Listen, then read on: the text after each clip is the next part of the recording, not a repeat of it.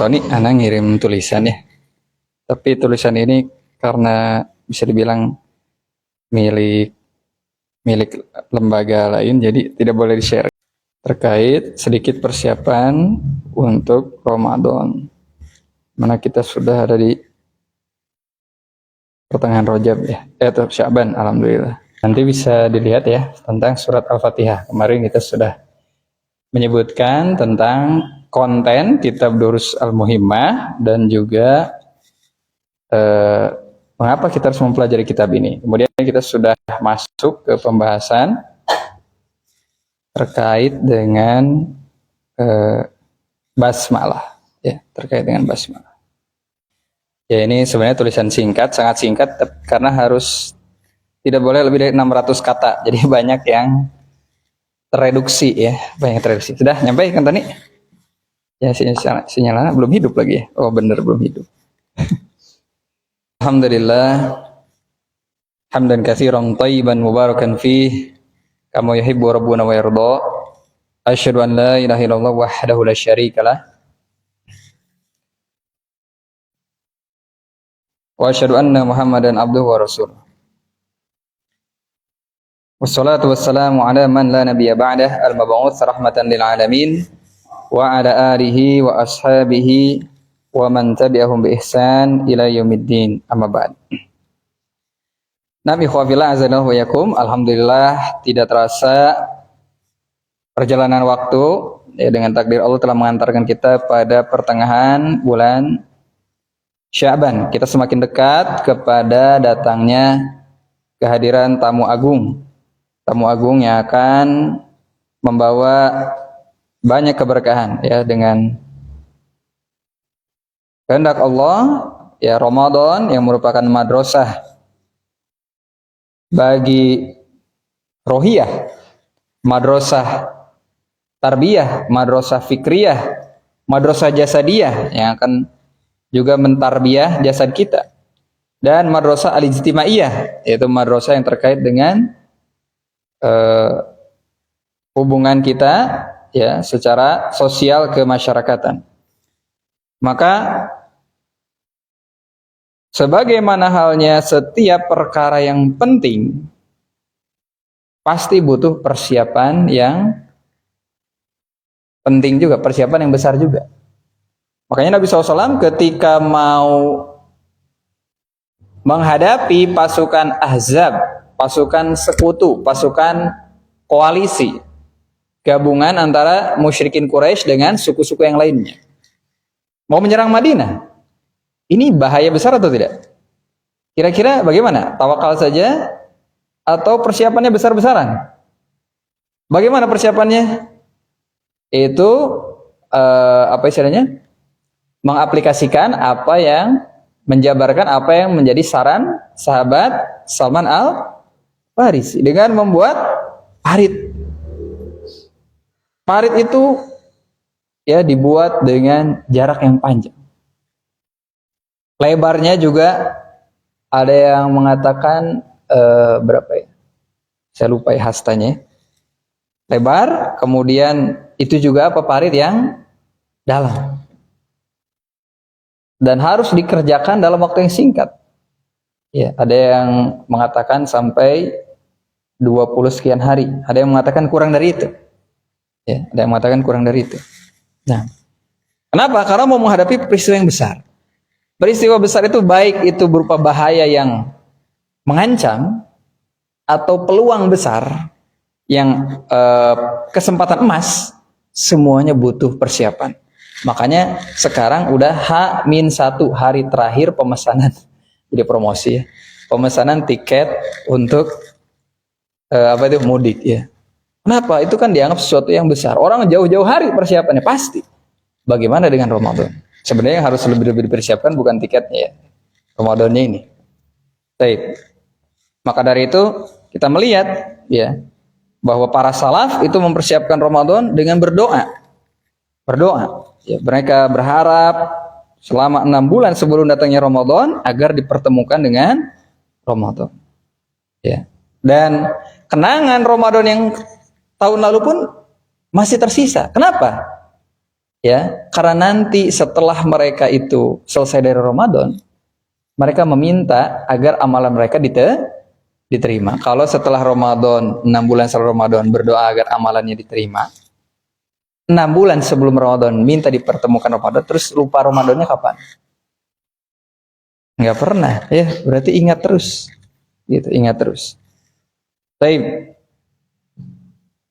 Dan kita harus berusaha mempersiapkan diri agar kita bisa mendapati bulan Ramadan ini, ya, bisa selamat dari golongan orang-orang yang didoakan dengan kecelakaan oleh malaikat Jibril, dan itu pun diaminkan oleh Nabi Shallallahu Alaihi Wasallam. Ya, baik. Nah.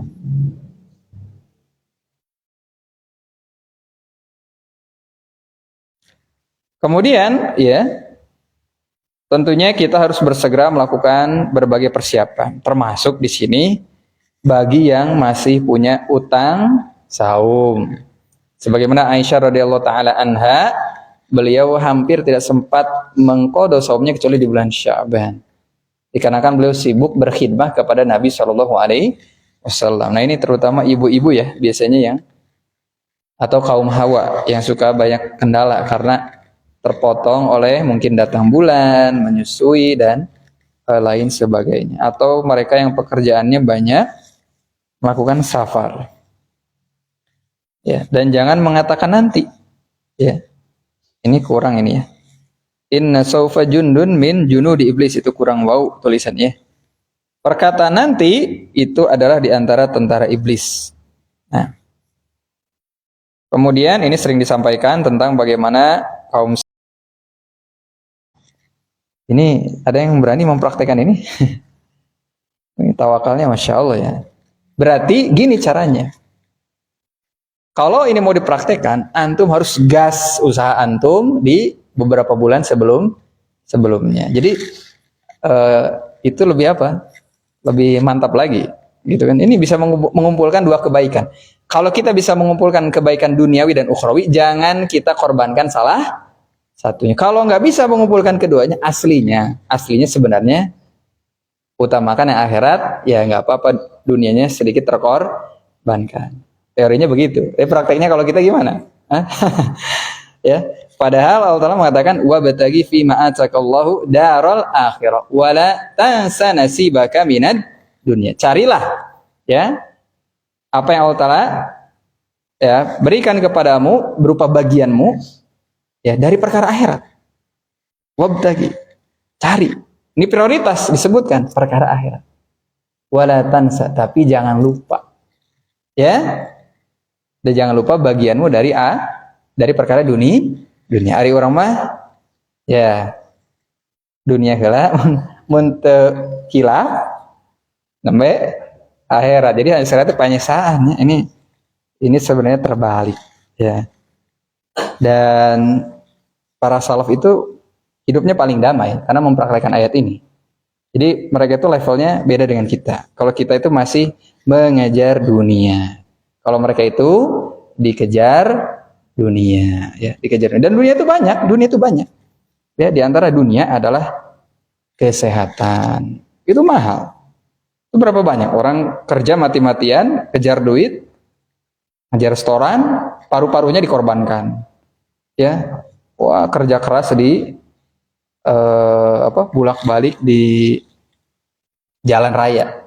Ya, menghisap timbal sebagainya gitu kan. Wah, dia korbankan tuh, padahal butuh berapa itu kalau nanti ya badan kita ini diporsir melebihi kemampuannya ya.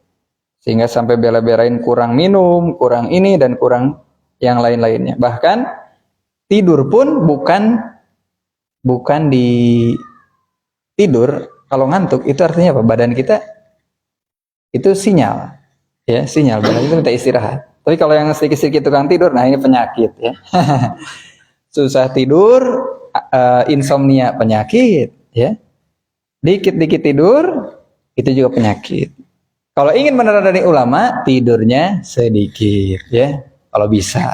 Kalau kita jarang sih ya, sedikit-sedikit tidur. Nah. Baik. Apalagi kalau dia ada di majelis ilmu, sudah seminggu sekali, ya, baru sedikit kajiannya sudah tidur, ya, masya Allah. Nah, lebih baik saya pernah melihat waktu itu ada nunggu tabligh akbar, ustadznya belum datang, dia sibuk, mungkin baca, lihat medsos sebagainya. Kalau ustadznya belum datang, kalau emang ngantuk, mending tidur dulu. Tapi sudah di tempat, gitu ya, sudah di tempat. Nah, ustadznya datang, siapkan sprayer, semprot. Jadi nggak usah ke kamar mandi lagi, hemat waktu. Ya kalau kita cuci muka lagi, itu butuh waktu lagi. Semprot wajah kita misalnya, atau kasih apa itu? Semprotan untuk mulut supaya fresh, atau bawa siwak. Karena di antara faedah siwak itu yujaddidun nasyat. Maka saya tuh bawa siwak di tas saya. Kalau ada santri yang ngantuk, antum sering ngantuk, sini. Nih, anak kasih siwak. Ya, karena siwak itu bisa memperbaharui semangat. Yujaddidu an-nasyat. Kalau mulut kita segar, maka itu juga akan berpengaruh, ya. Pandangan jadi segar, nafas juga disegar. Baik. Kemudian yang paling penting, yang paling utama sebenarnya di antara semuanya adalah kejujuran dan menguatkan niat. Maka ada pernah orang Arab Badui ikut berperang. Lalu setelah berperang dia dikasih ghanimah. Ghanimah itu harta rampasan perang. Apa jawaban Arab Badui ini? Wahai Rasulullah, saya berperang itu bukan mencari ini. Bukan ini saya inginkan. Saya ingin, kalau saya berperang, ada panah yang meluncur, lalu melesat dan menembus leher saya. Saya mati sebagai syahid. Intasluk, kata Nabi, yaslukillah. Ya. Kalau kamu memang jujur dalam permintaan kamu, niscaya Allah Ta'ala akan membalas kejujuran. Di peperangan berikutnya, peperangan yang mana ya? Peperangan yang kedua atau peperangan yang mana lagi? Nabi mencari, mana si orang yang kemarin bilang? Coba dicari. Dicari oleh sahabat, ternyata sudah meninggal. Dan posisinya adalah seperti request dia. Ya, yaitu ada panah yang tepat di lehernya. Ini kejujuran. Kalau orang itu memang betul-betul menginginkan sesuatu, maka di dalam hadis disebutkan, seorang yang benar-benar menginginkan mati syahid, dia akan mendapatkannya walaupun dia meninggal di atas pembaringan. Nabi SAW adalah syahid yang terbesar. Di mana beliau meninggal? Di pangkuan istrinya. Umar bin Khattab juga syahid. Utsman bin Affan juga syahid. Karena ketika Nabi, Abu Bakar, Umar, Utsman naik ke Bukit Uhud bergetar. Ya. Nabi mengatakan, usbut ya Uhud, tenanglah Uhud.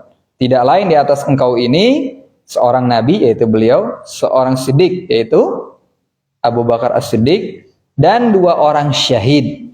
Siapa itu? Umar bin Khattab dan Utsman bin Affan.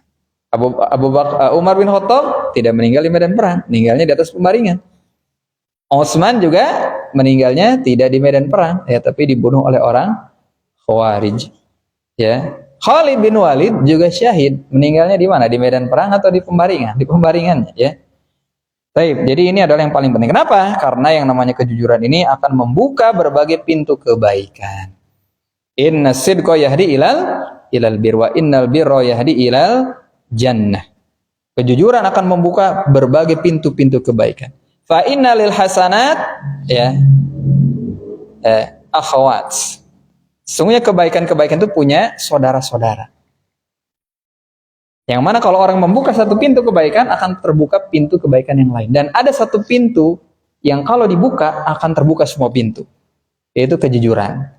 Makanya Abu Bakar As-Siddiq di surga nanti dipanggil dari pintu yang mana? Dipanggil dari semua pintu. Dipanggil dari semua pintu surga. Ada sebagian orang dipanggil hanya dari pintu saum saja. Ya, ada yang dipanggil dari pintu yang lain, Abu Bakar As-Siddiq dipanggil dari semua pintu. Artinya beliau boleh masuk dari pintu mana saja dengan kejujurannya. Ini yang sebenarnya paling inti. Ya, kejujuran dalam hati, kejujuran dalam lisan, dan kejujuran dalam amal perbuatan. Baik. Maka kalau kita jujur pengen bangun, jangan posisikan tidur kita tidur yang terlalu nyenyak. Ya, itu kejujuran. Dan bisa jadi kita banyak minum, tapi jangan minum sebelum tidur. Maksudnya banyak minum tuh mungkin sekitar maghrib kita banyak minum. Karena menurut saya pernah mendengar dokter itu juga tidak baik. Kalau mau tidur banget terus minum, itu justru tidak baik untuk ginjal. Nah, ini di antara persiapan. Gimana caranya? Kalau perlu selimutnya jangan terlalu hangat. Nah, itu kejujuran di dalam perbuatan. Ongkoh yang bisa bangun pagi, kasurnya seempuk-empuk kasur, selimutnya ya. Bahkan kalau bisa apa itu namanya? Obat nyamuknya jangan yang terlalu super. Kalau colokan listrik itu ada biasa, ada power kalau nggak salah ya. Kalau pakai power itu lebih nyamuknya semuanya nggak berkutik. Nah, jadi jangan biarkan diri kita tenggelam dalam zona aman yang membuat kita justru tidak aman. Betul tidak? Karena kita kehilangan kesempatan besar yang lain. Kemudian diantaranya membekali ilmu, tentunya ilmu tentang masalah saum ya, dan yang tidak kalah penting terkait dengan Al-Quran. Karena yang akan kita hadapi itu adalah Syahrul Quran, bulan Quran. Ya. Bahkan mungkin bisa juga tuh, kalau ada imamnya dekat, tidak takaluf ya, tidak takaluf.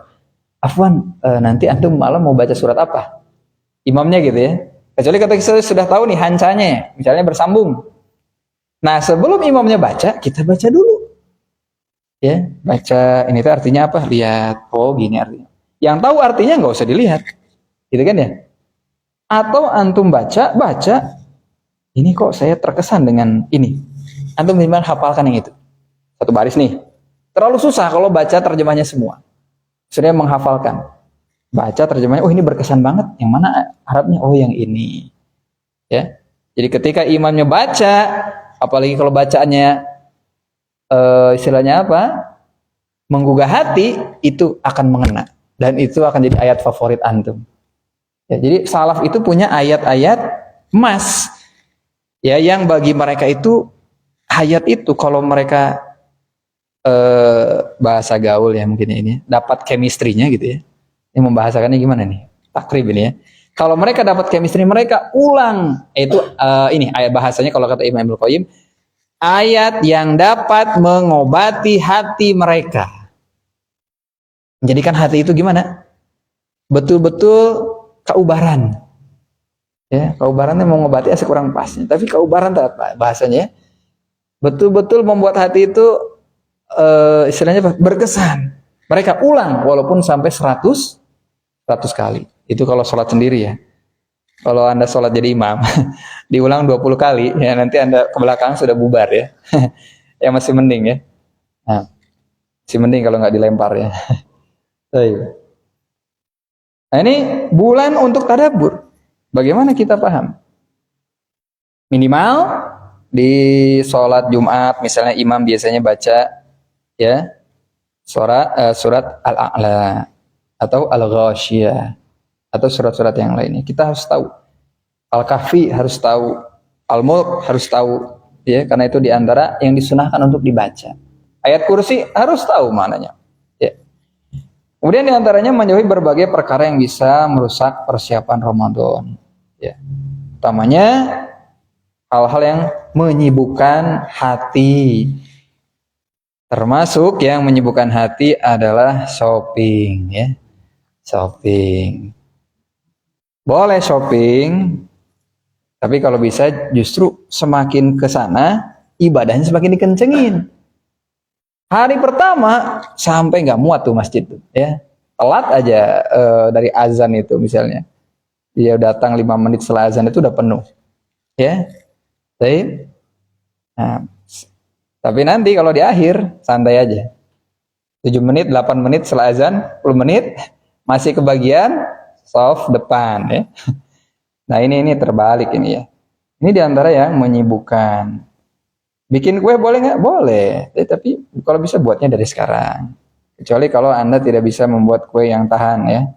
Ya di agak pertengahan lah. Maksudnya tidak tahan teh. Pas giliran menyambut tamu udah melempem ya. Nggak banget ini ya. Ya Anda harus belajar bagaimana teknik packing yang bagus gitu kan. Baik. Nah itu saja sementara kita lanjut ke kitab Ad-Durus Al-Muhimmah. Ini sedikit saja ya. Nanti bisa dibaca-baca tapi ini nggak boleh di-share ya. Tidak boleh. Karena ini milik lembaga lain ya. Lembaga lain. Nah kita akan memasuki pelajaran Pertama dari kitab Ad-Durus Al-Muhimmah. Itu berkata Syekh bin Baz, ini yang kuning ini matannya atau teksnya ya. Yang abu-abu dan warna-warna lainnya itu adalah penjelasan dari syarih, yaitu dari pemberi uraian. Ya, pemberi uraian itu Syekh Haisam bin Muhammad Jamil Sarhan. Syekh Haisam Sarhan ya. Selanjutnya kita sebut syarih. Syarih itu yang memberikan kupasan atau penjelasan atau uraian.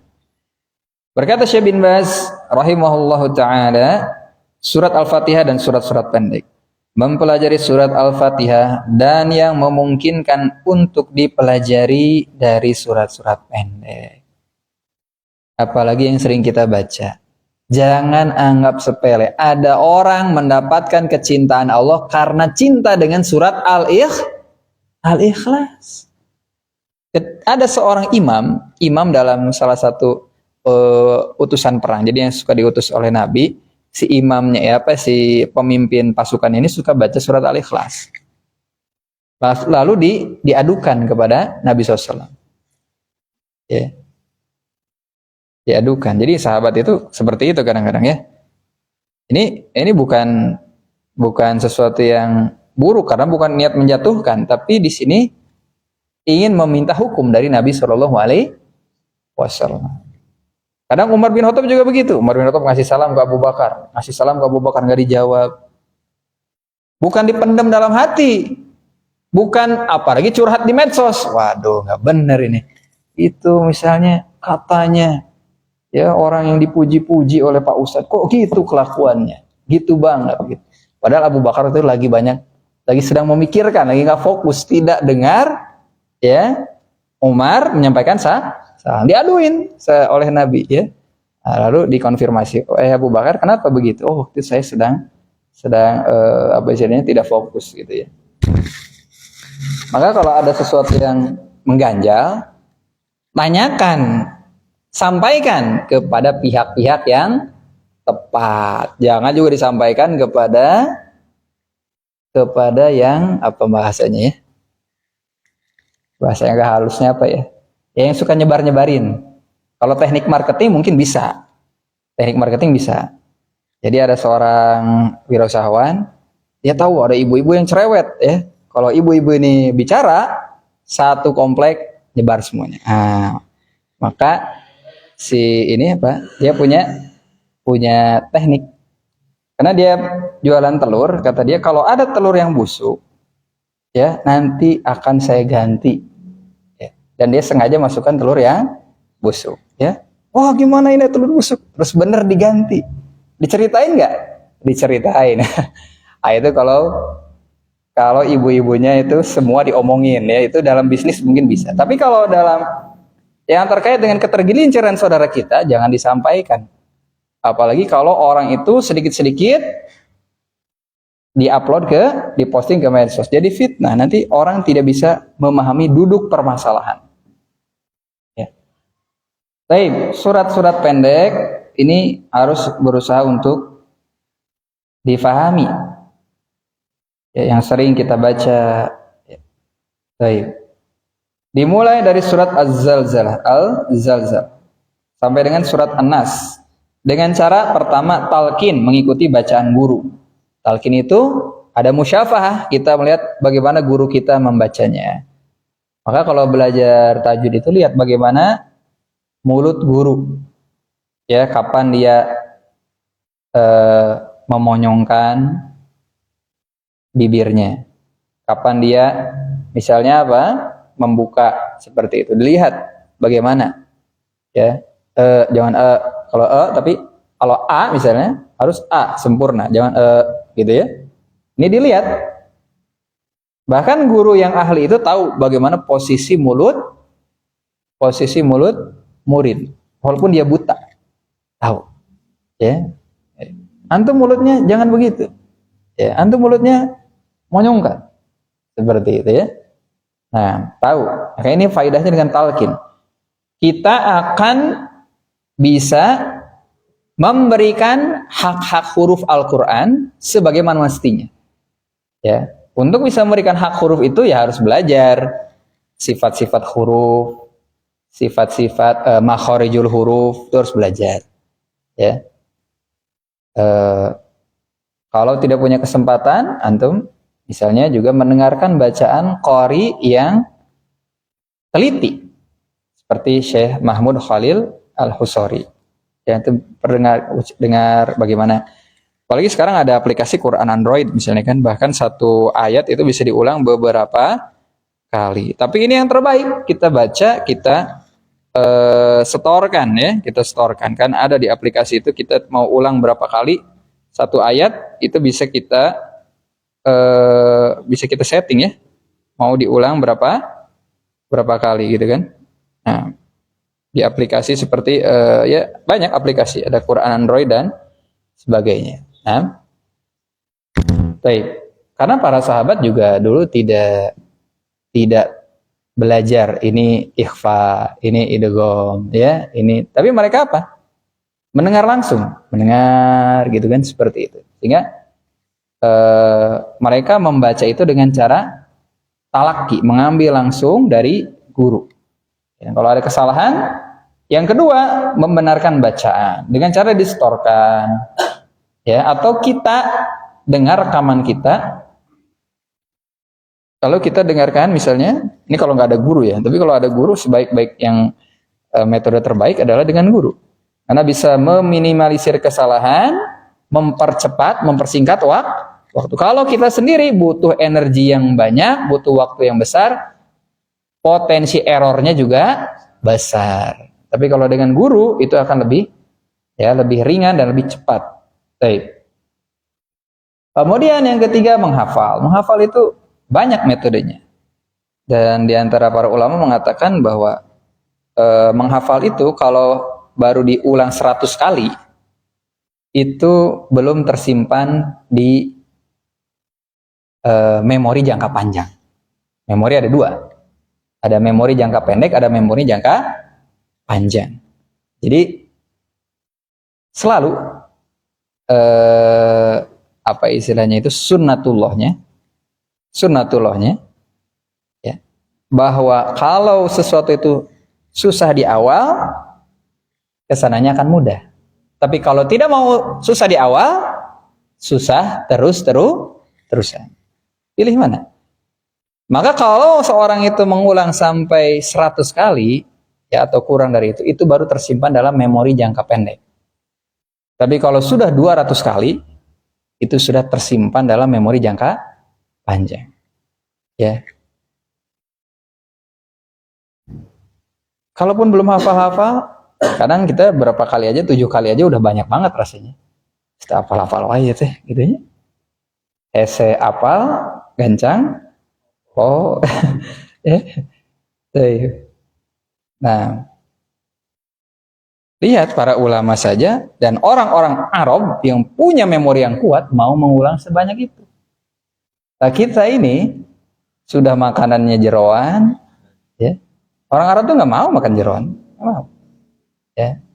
Karena kita ini kan dalilnya apa? Dalam pelajaran biologi, manusia itu adalah omnivora, ya. Pemakan segala. Kita bukan karnivora, kita bukan herbivora. Lebih hebat lagi ya. Saya waktu di salah satu kota ya, salah satu daerah saya nggak mau sebut, saya itu beli sayur apa ini ya? Ternyata itu kayak bambu ya. Subhanallah, omnivora bener ya, bambu pun dimakan ya. Keluar gerbong ya. Tapi rasanya keras gitu ya, kurang ini mungkin ya, kurang muda atau ini. Masya Allah. Benar-benar omnivora. Ceker juga kita makan. Apa yang terlewat? Ya? Apa yang terlewat? Di sana nggak ada kepala, kaki, buang. Karena itu mereka berpendapat juga diantaranya itu mempengaruhi hafalan. Ya, kalau kita anduk, wah itu enak gitu ya. Ya sesekali nggak apa-apa ya. Jadi mereka perhatikan makanannya. Dalam kitab Al-Hatsu ala Hifdzil Ilmi, dorongan atau motivasi di dalam menjaga atau menghafal ilmu. Al-Imam Ibnul Jauzi rahimahullah ta'ala menyebutkan tentang beberapa nutrisi dan makanan yang bisa menunjang hafalan. Ya diantaranya madu, yang manis-manis. Tapi yang alami ya, yang manis-manis itu. Baik. Yang alami. Itu nggak akan bikin sakit gigi ya. Tapi kalau yang nggak alami sedikit aja, sudah cukup membuat kita nggak bisa tidur semalaman ya. Apalagi yang giginya bolong ya. Sudah. Nah ini madu, kismis. Kismisnya jangan cari yang asem ya. Kismis, madu. Saya ada salah seorang murid saya itu dikirimi madu yang terbaik. Ustadz ini Anda beli langsung dari Yaman. Karena anak itu investasi dan pendidikan juga investasi. Ya. Tapi orang tua sekarang nggak paham anak itu investasi. Bukan hanya anak dikasih sesa naon, sesa uang rokok. Sekarang sesa uang rokok tambah sewa sesa judi online. Jadilah stunting, gitu kan ya. Ibu yang hamil itu kurang gizi. Ini mau jadi apa generasi emas yang katanya 2024 ini? Ada yang kemarin janji mau menumpas judi online. Judi online-nya oligarki. Backingnya berat. Gak ada yang bisa ngomong. Baik. Nah ini makanan yang menjauhi makanan yang terlalu apa? Terlalu pahit. Paria kumaha paria? Sesekali nggak apa-apa paria ya. Apalagi daun anu itu teh. Daun ya pepaya mungkin tergantung ya. Kalau di Padang nggak terlalu, mungkin ada tekniknya. Ya. Terlalu asam. Dulu saya seneng tuh, wah hasum gitu, seger, cenghar. Wah tidak kalau sekarang, tidak ya setelah baca buku itu tidak. Ke rumah orang teh sing hafal, ya makan semau gue ya.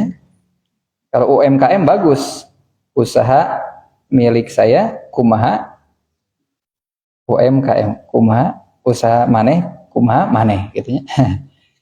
Nggak apa-apa itu ya. Kita yang punya usaha mau gimana nggak apa-apa. Usaha maneh kumaha maneh ya. Tapi kalau masalah gizi ini jangan sembarangan. Para ulama perhatikan. Dan nggak mesti mahal. Nggak mesti mahal, nggak perlu yang gimana-gimana. Nabi SAW juga cuma korma. Nah, cumanya itu mahal ya, korma teh. Nah, korma yang murah kadang-kadang disiram dengan pemanis. Nggak makan permen sakit gigi. Oh bisa ya permen nggak dimakan. Nah, itu kurma apa yang dimakan? Kuat kaherang gitu ya. Jadi beda rasanya antara belum dikumbah dengan dikumbah. Cokannya kumbah kormana. Oke, tepati amis. Tadi kumbah amis pisan. Wayah namun ya ada yang terasa gigi Anda mungkin ya. Baik. Khawatir pemanisnya tidak asik. Menghafal, itu tentang menghafal ya. Ya bagaimana diperhatikan mengulangnya, niatnya.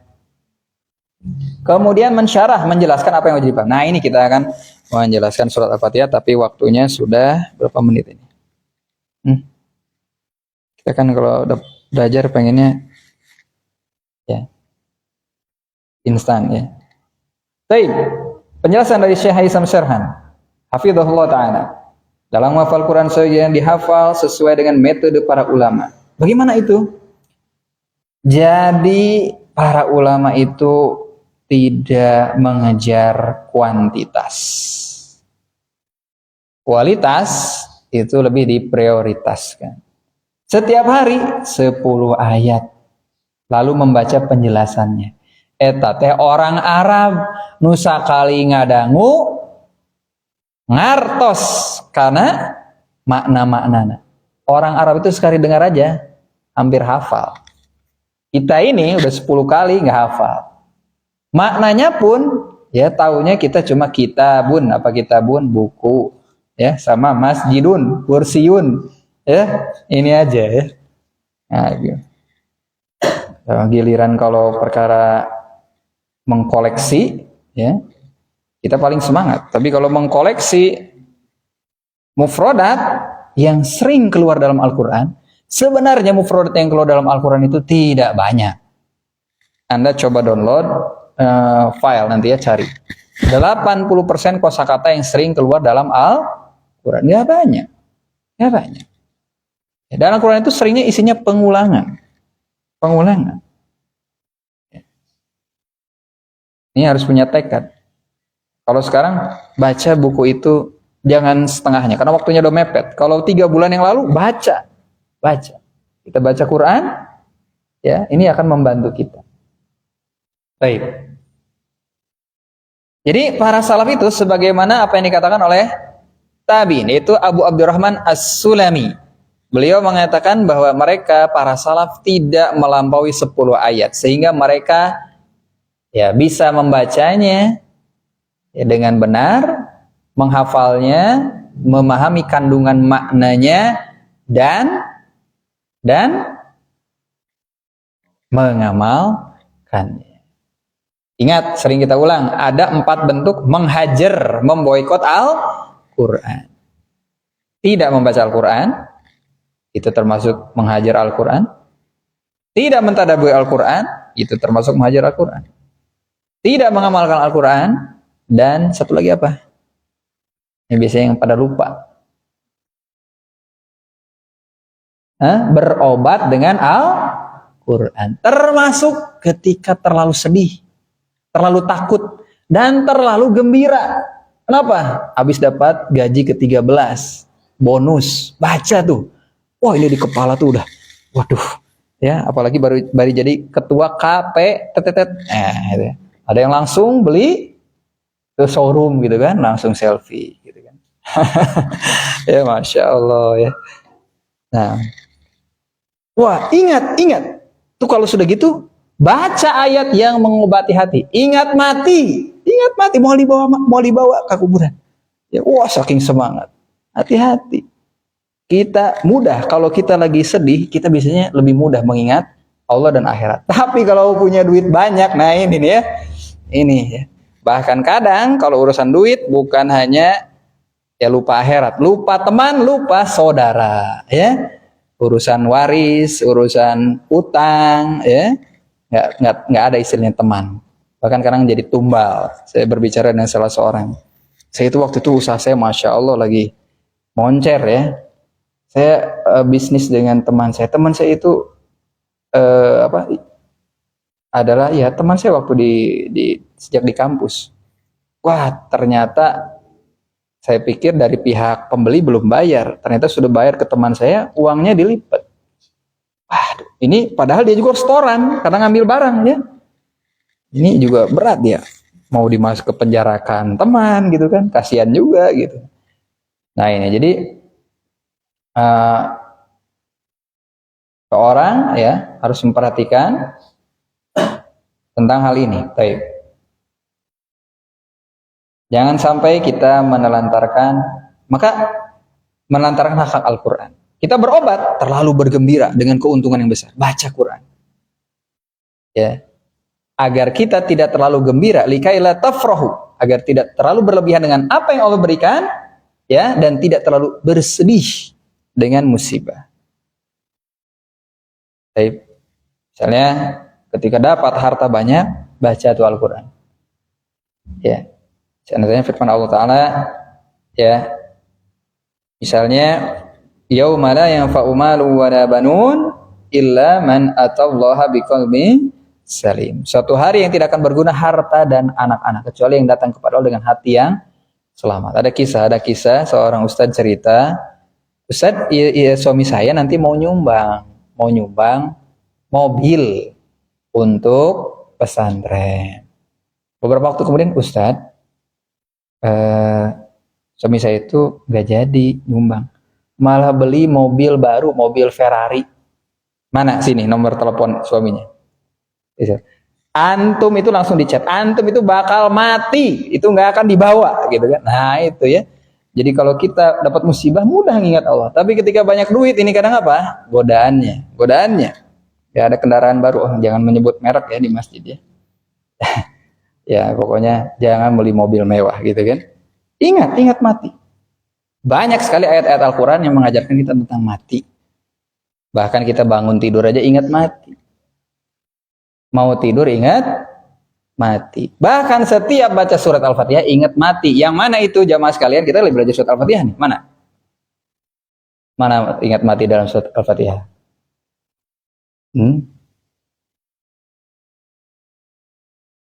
Kalau kita apa? Jadi ingat, kunci lupa di mana jadi ingat gitu. Lagi surat Al-Fatihah itu ya, jadi ingat.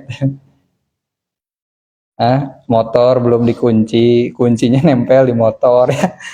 Langsung pegang saku gitu. Oh aman. Maliki yaumiddin. Ya, dia Allah yang merajai hari pembalasan kapan? Setelah kita mati. Setelah kita meninggal. Jadi para salaf fokus pada kuantitas atau kualitas? Kualitas. Jangan mengejar, ceritanya mengejar khataman. Bahasanya ekspres. Ya. Bahasanya ekspres. Kereta cepat itu bagus. Jadi kalau bacaan ekspres, ini kalau menjadikan seorang tidak menunaikan hak Al-Quran, huruf-hurufnya maknanya yang harusnya panjang jadi pendek, yang pendek jadi panjang, ini nggak benar. Ya, harus dibaca sesuai dengan hak-haknya. Kemudian membaca syarahnya, penjelasannya di antara tafsir ringkas seperti tafsir Ibnu Sa'di, tafsir As-Sa'di, ya, dan meminta pertolongan kepada Allah agar dapat mengamalkannya. Kemudian kenapa yang dipilih ini adalah tafsir As-Sa'di. Nama tafsir tersebut adalah Taisir Karimi Rahman fi Tafsir Kalamil Mannan, karya Syekh Abdurrahman bin Nasir As-Sa'di. Dan saya sarankan lebih baik beli bukunya. Ya, jadi kalau ada yang penting, ada yang berkesan, bisa dikasih stabilo, bisa dikasih penanda dan lain sebagainya ya. Baik. Lebih tergambar dalam benak kita. Mengapa harus tafsir As-Sa'di? Pertama, ini udah dibahas ya. Kan lalu sudah belum? Karena adanya nasihat dari para ulama ya, dan perhatian para ulama dengan kitab ini. Apa yang menunjukkan perhatian para ulama? Para ulama senantiasa mengajarkan kitab ini di berbagai tempat. Ya, banyak ulama yang mengajarkan apa? Mengajarkan kitab ini karena memang ya ini adalah tafsir yang singkat, padat, tapi ya mencukupi. Kedua, kitab ini sangat ringkas. Nah, jadi kalau kita beli ringkasan Ibnu Katsirnya saja, itu sudah panjang. Ada kitab Misbahul Munir. Ada 2 jilid, ada yang 1 jilid. Saya waktu itu pengen hemat dan gak mau tercecer. Saya beli yang 1 jilid. Terjemahnya segini. Setiap mau baca, aduh, rada lemes ya. Begini, aduh, kapan selesainya? Mending 2 jilid ya. Kadang-kadang butuh itu ya apa? Mensiasati jiwa. Itu namanya mensiasati jiwa. Atau kalau kita mau mensiasati jiwa, kita ada tafsir juz 30, kecil-kecil. Pendek-pendek. Jadi kita ambil itu ringan ya. Selesai 1 ada kepuasan tersendiri. Ya, beda kalau banyak. Pakaiannya gitu ya. Nah, ringkas. Sangat ringkas. Kitab ini sangat ringkas sehingga layak untuk dibaca para penuntut. Jadi jangan cari hanya sekedar luas dalam. Untuk apa? Terlalu luas terlalu dalam kalau nggak ada yang nyangkut. Maka para ulama mengatakan ya, qalilun ya beqa. Sesuatu yang sedikit tapi menetap. Khairun min yulqa wa yurfa. Lebih baik daripada ngaburudul. Ngaburudul itu apa bahasanya? Bahasa Indonesianya apa? Hah?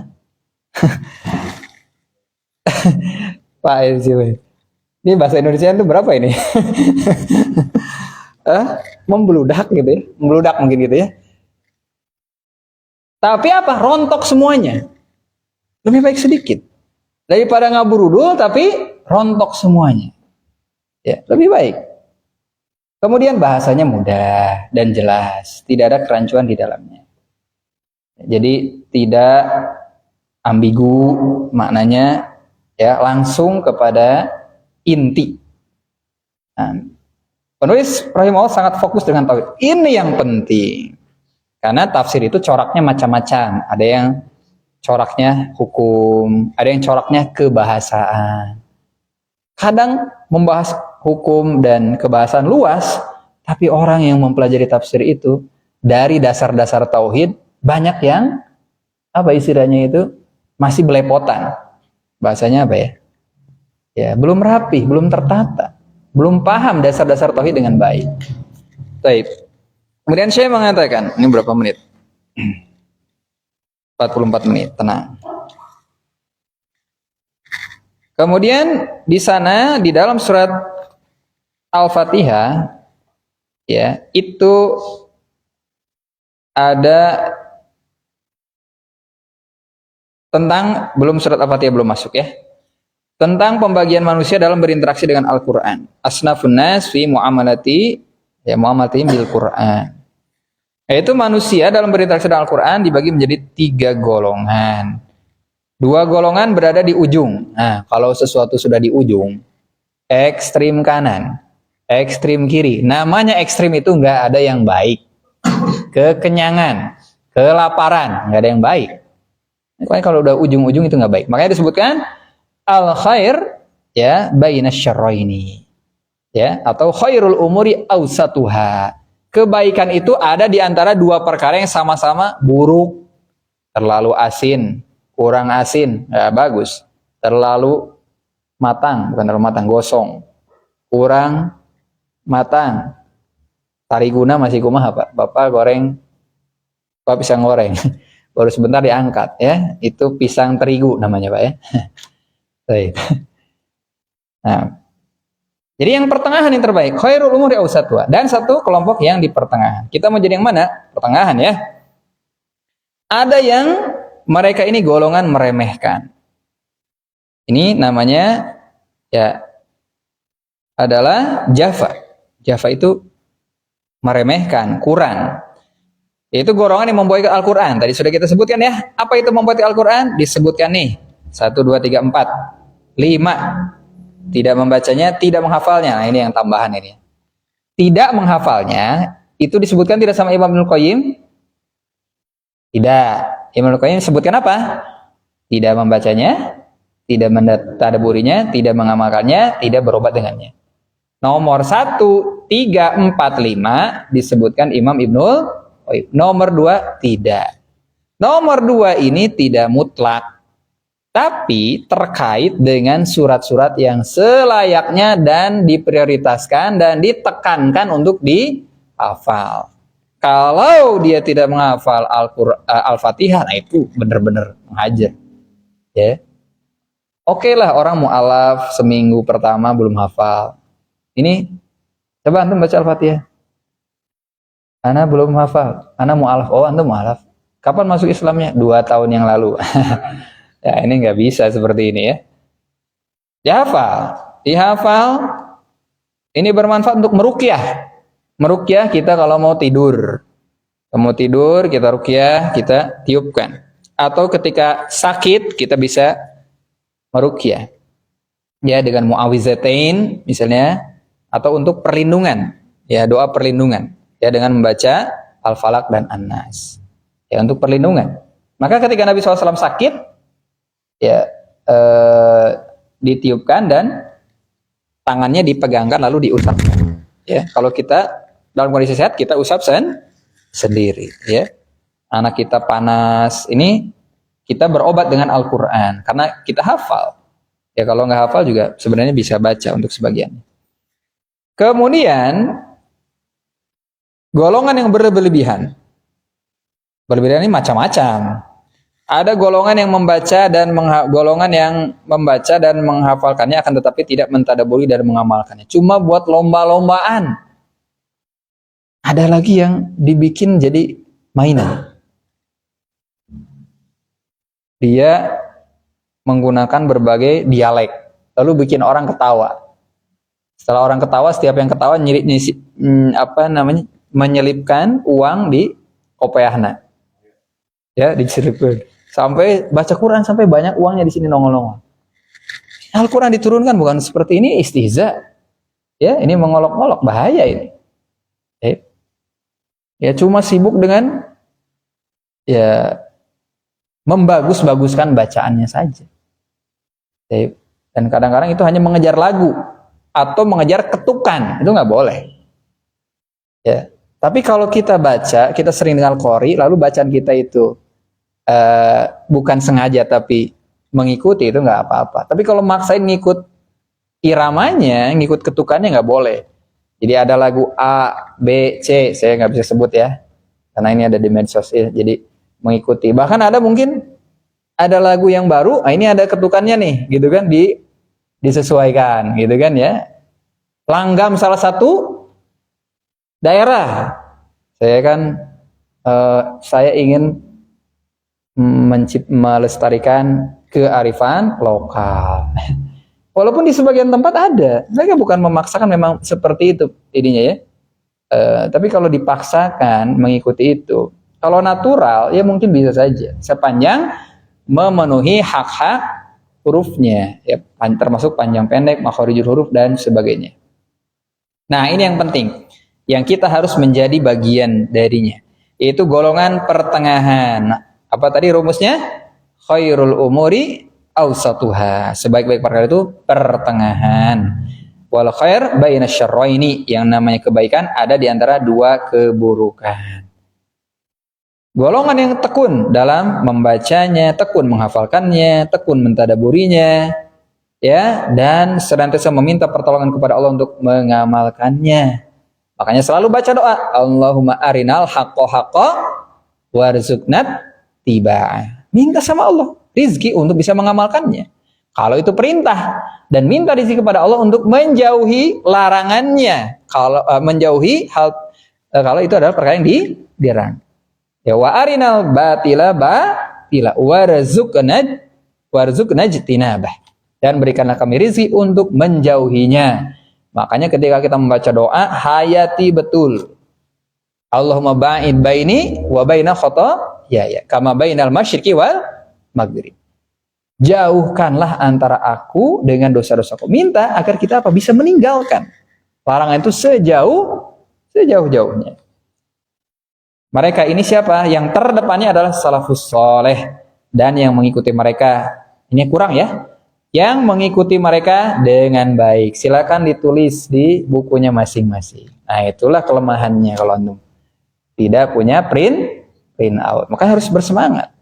Print minimal halaman 1 sampai berapa? Ada catatannya. Ya. Setiap huruf yang antum tulis bagian dari apa? Bagian dari birrul walidain. Ya, setiap titik yang antum tulis itu mengalir pahalanya kepada orang tua antum. Tapi sekarang banyak teknik ya, PDF-nya bisa dikasih notasi ya. Para salafus saleh dan yang mengikuti mereka bi ihsan. Apa bi ihsan? Dengan baik. Karena ada yang mengikuti mengaku-ngaku saja tapi tidak mengikuti dengan baik. Termasuk yang tidak mengikuti dengan baik yaitu asapang.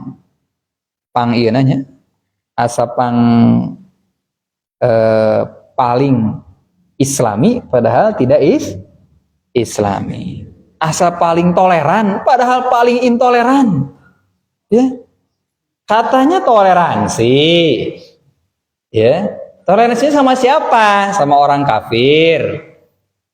Apalagi kalau dibayar ya. Nah, kok sama saudara sendiri toleransinya nggak ada sih? Ya. Kalau emang misalnya pengen ikut sholat, nggak ada yang larang ikut sholat. Kalau udah penuh ngapain maksain masuk? Itu mah bukan mau ikut sholat. Mau ngapain? Kan udah penuh. Kalau judulnya emang mau sholat gitu ya, itu secara akal aja nggak masuk akal, ya. Nggak masuk akal. Ini memang sekarang ini banyak kaum yang sudah jelas kedustaannya, ya, ingin membual. Ini seperti orang udah jelas-jelas mencuri, ada CCTV-nya masih beralibi. Begitulah kalau orang tipis rasa malunya. Ya, kita berlindung kepada orang-orang dari golongan orang yang tidak punya rasa malu. Kata Nabi SAW, al-haya'u syu'batun minal iman. Rasa malu adalah bagian dari keimanan. Harus punya rasa malu. Kata Syekh Ali At-Tontawi, kucing itu, saya ini bahasakannya gimana ya? Saya baca dalam buku seperti itu ya. Kucing itu punya naluri, kalau dia sudah buang air, dia tutup. Itu kucing. Tapi sebagian manusia sudah berbuat buruk, dilihat-lihatkan, nggak malu. Ya, ini lebih jelek daripada kucing tadi ya. Fitrahnya harus dia punya berbuat kesalahan itu malu. Maka hati-hati, jangan banyak melihat, bergaul ya dengan orang-orang yang tidak memiliki rasa malu, bisa menghilangkan rasa malu. Nah, baik. Terakhir. Berapa menit ini? 54 menit. Nah, pas ya, sejam. Allah Ta'ala berfirman, ya, di dalam surat Al-Furqan ayat 30. Wa qala ar-rasul, dan berkata Rasul yaitu Muhammad, ya Rabbi inna qaumi ittakhadhu hadzal Qur'ana mahjura. Ya. Ya Rabbi, wahai Tuhanku, sungguhnya kaumku telah mereka menjadikan Al-Quran ini sebagai sesuatu yang diabaikan, dihajar, diboikot.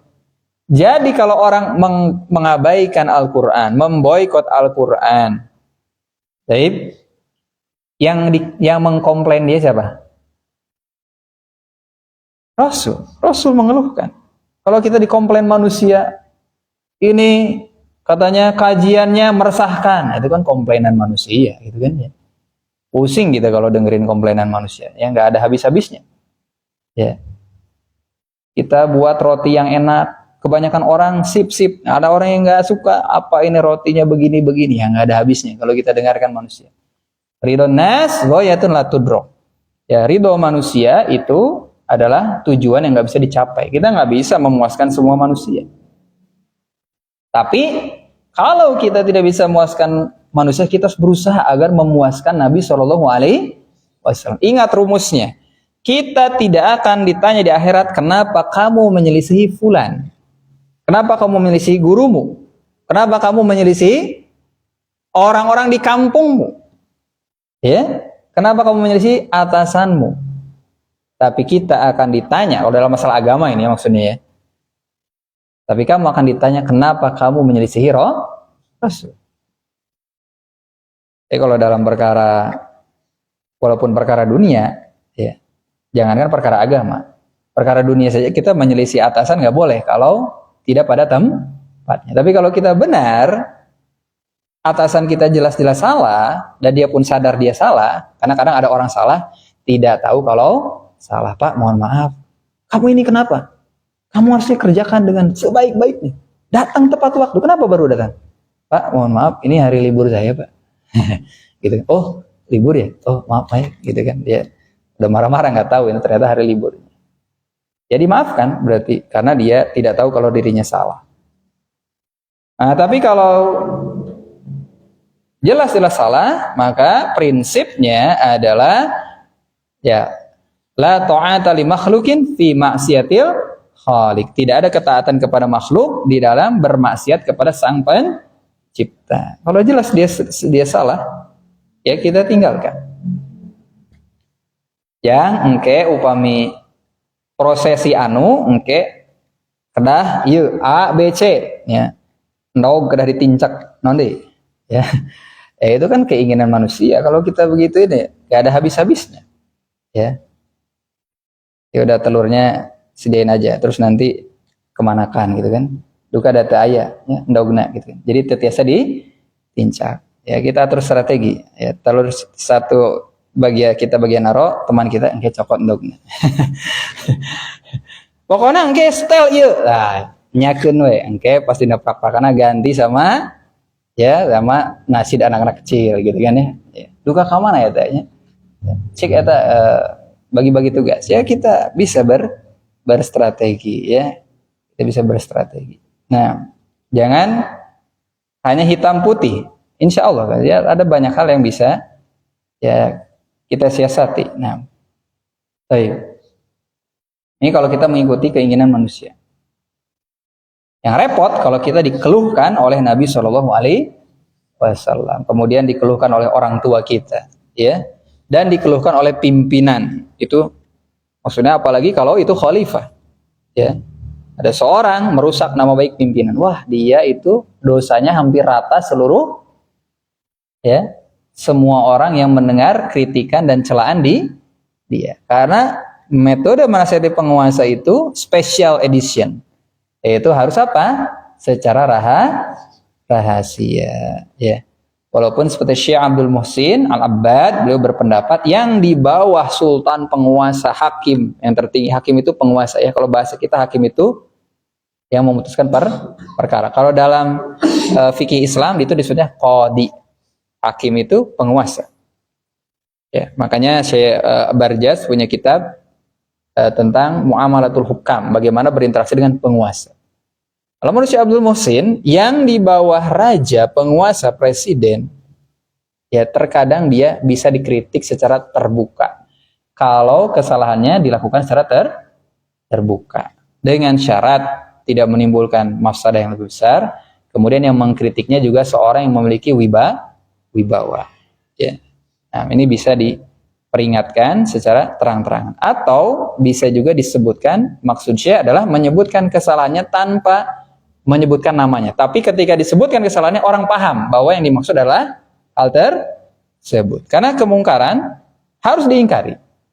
Kalau mampu dengan tangan, kalau tidak mampu dengan lisan. Dan niat kita bukan untuk menjatuhkan orang tersebut, tapi untuk mencegah manusia agar tahu bahwa kemungkaran adalah mungkar. Ya, tidak boleh mengakhirkan penjelasan ketika diperlukan. Ta'khirul bayan an waqtil hajah la yajuz.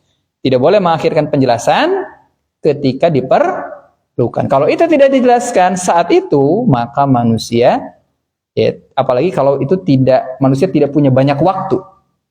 Manusia tidak punya banyak waktu untuk memperbaikinya. Kalau tidak diperbaiki saat itu, akan hilang momennya, gitu kan? Maka harus disampaikan saat itu. Tapi kalau memungkinkan untuk ditunda, bisa.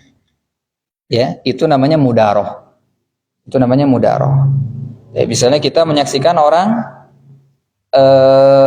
masih misalnya menyanyiakan waktunya.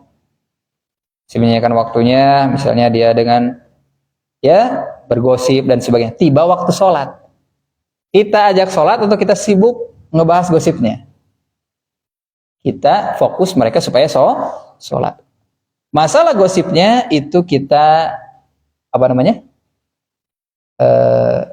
tajahul, kita abaikan, kita pending. Nah, kita pending dulu, ya, seperti itu. Yang tidak boleh mudahana. Mudahana itu apa? Basa-basi yang itu adalah meninggalkan kebenaran. Jadi dia meninggalkan kebenaran untuk mendapatkan ridho manusia. Contohnya di momen misalnya ada temannya mengucapkan misalnya selamat hari raya salah satu agama. Karena dia nggak enakan sama temannya, dia diam saja. Harusnya dia tegur. Tapi kalau maksud dia menyampaikan di waktu yang lain yang lebih tepat, ya bisa-bisa saja. Tapi kalau dia untuk cari muka, ini tidak boleh. Ya, ini tidak boleh. Baik, sudah 1 jam lebih. Nabi yang mulia bersabda, sesungguhnya dari sulbi laki-laki ini, tulis, laki-laki ini adalah Zul Khuwaisirah At-Tamimi. Zul Khuwaisirah At-Tamimi.